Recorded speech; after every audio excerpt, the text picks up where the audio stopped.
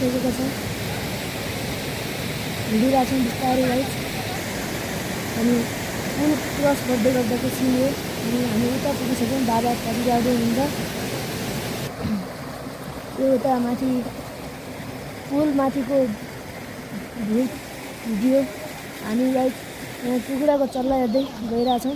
अहिले नै हेर्न सक्नुहुन्छ। अब हामी यहाँ माथि पुगिसकेका छौँ। माथि पुल, अर्को पुल।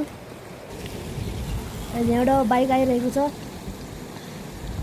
हामी हिँड्दैछौँ, उकालो लाग्दैछौँ बिस्तारै यी रोडमा पसिनाले। अब चाहिँ हामी चौडा भन्ने ठाउँ पुगिसकेका छौँ। हिँड्दैछौँ बिस्तारै।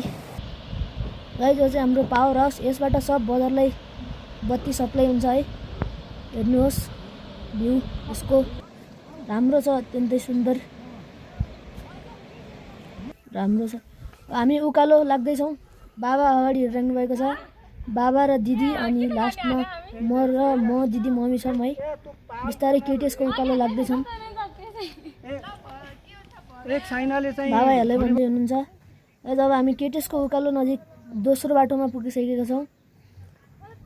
बिस्तारै हिँड्दै हामी रमाइलो गर्दै गइरहेका छौँ। बाबा आइरहनु भएको छ अगाडि बिस्तारै हिँड्दै।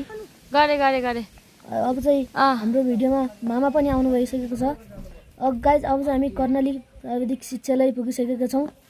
यो अत्यन्तै राम्रो ठाउँ। तपाईँ पनि आउनु होला घुम्न। यो कर्णाली प्राविधिक शिक्षालय।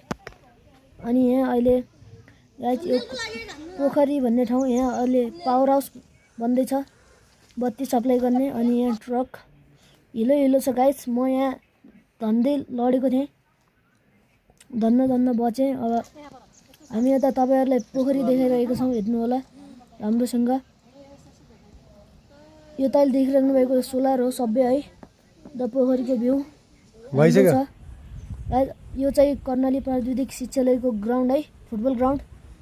यो चाहिँ हामी फारम पुगिसकेको है। भ्यू स्याउ हेर्न सक्नुहुन्छ तपाईँले। अत्यन्तै थोरै फलेको छ तर मिठो छ है स्याउ। आउनु होला खान। दिदी या मम्मी स्याउ टिप्दै